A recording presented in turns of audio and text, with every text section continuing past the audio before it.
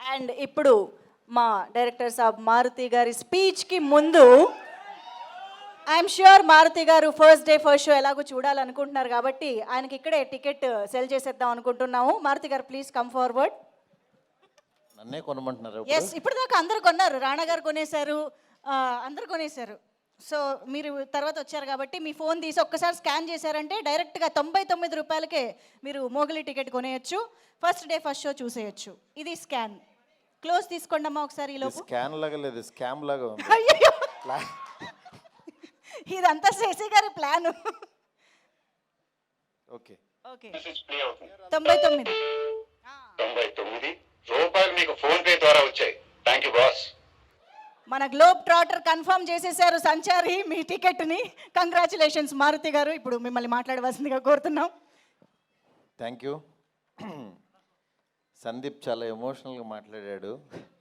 సందీప్ తర్వాత మాట్లాడాలంటే చాలా స్పీచ్ బోల్డ్ మాట్లాడాడు, కానీ సినిమా తను కలర్ ఫోటో తర్వాత ఇంత జర్నీ ఉంది కాబట్టి మాట్లాడాడు. ఫస్ట్ నా దగ్గరికి సందీప్ని ఒక 5 years బ్యాక్ ఎస్కేని తీసుకొచ్చి డార్లింగ్ తిని చాలా మంచి టాలెంటెడ్, చాయ్ బిస్కెట్లో చేస్తాడు సందీప్ అని చెప్పి అప్పుడు ఒక కథ చెప్పాడనమాట. అప్పటి నుంచి యాక్చువల్గా ఎస్కేఎన్తో ట్రావెల్ అవుతూనే ఉన్నాడు. ఎస్కేఎన్ కూడా చాలా బాగా చూసుకున్నాడు దాన్ని.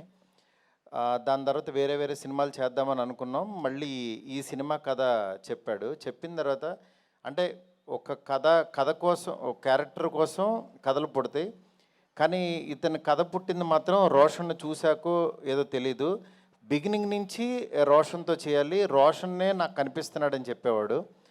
నిజంగా తను కథ ఈ రూపం తీసుకుని ఇక్కడ దాకా తీసుకొచ్చాడు. నిజంగా తన సంకల్పం చాలా గొప్పది, చాలా మంచి పాజిటివ్ పర్సను. కానీ రీసెంట్గా చిన్న వాటికి ఫస్ట్రేట్ అయిపోతున్నాడు. తమ్ముడు ఎందుకు తమ్ముడు నీకు అంత ఆవేశం? ఏదున్నా సరే సోషల్ మీడియా ఉందని అందరిలాగా నువ్వు కూడా ట్విట్టర్లో ఎందుకు ట్వీట్లు వేసేయటం? ఒకటి గుర్తుపెట్టుకో తమ్ముడు, పెద్దవాళ్ళ దగ్గరికి వచ్చినప్పుడు యాక్చువల్గా వాళ్ళు నిజంగా బాలయ్య బాబు గారు మన దగ్గరికి రావటం నీ అదృష్టం. ఎందుకంటే ఆయన రాబట్టి యాక్చువల్గా నీ మోగ్లీ సినిమా ఇంకా చాలామందికి తెలియని వాళ్ళకి కూడా తెలిసింది.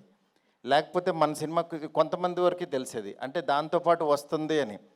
అందువల్ల ఎందుకు ఈ మాట అన్నానంటే, శంకర్ దాదా ఎంబీబీఎస్తో పాటు ఆనంద్ సినిమా వచ్చింది. శంకర్ దాదా ఎంబీబీఎస్తో పాటు వచ్చింది కాబట్టి, చిరంజీవి గారిది వచ్చింది, దాంతోపాటు వచ్చింది కాబట్టి చాలామందికి తెలిసింది. ఆ సినిమా చూశారు. ఇవాళ ఒక శేఖర్ కమలాన్ని ఒక మంచి డైరెక్టర్ని మనం ఇదయ్యాం.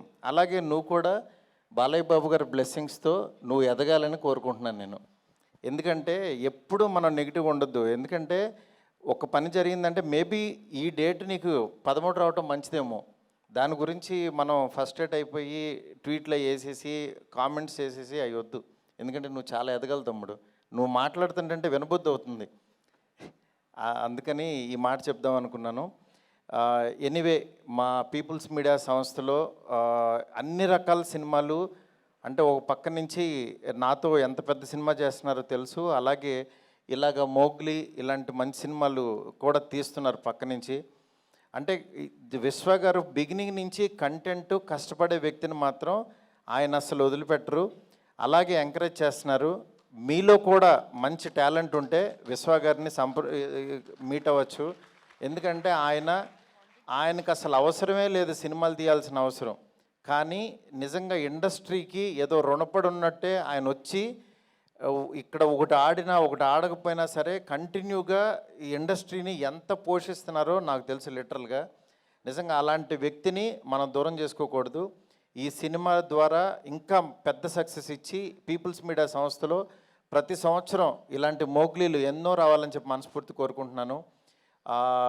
సుమా గారు రాలేదు, మమ్మల్ని యాక్చువల్గా ఆవిడే పుష్ చేశారు నిన్న రమ్మని, కానీ ఇందాక రోషన్ అడిగితే చెప్తున్నారు మదర్ ఇంకో 2 సినిమాల వరకు రారన్నారని. రాకపోయినా నీ వెనకాల ఉన్న శక్తి ఆవిడే తమ్ముడు. నెక్స్ట్ ఈ సినిమాలో స్ట్రెంగ్త్, ఈ సినిమా ఎందుకు సక్సెస్ అవుతుంది అనుకునే దీంట్లో బండి సరోజ్ గారిని ఎంచుకోవటం. సార్ మీ one of the fan sir నేను. మీ డైలాగ్స్కి నేను ఆ మాంగళ్య బలం మొదలు పెడితే అలా కారులో కూర్చొని చూస్తానే ఆఫీస్కి వచ్చేసాను సార్.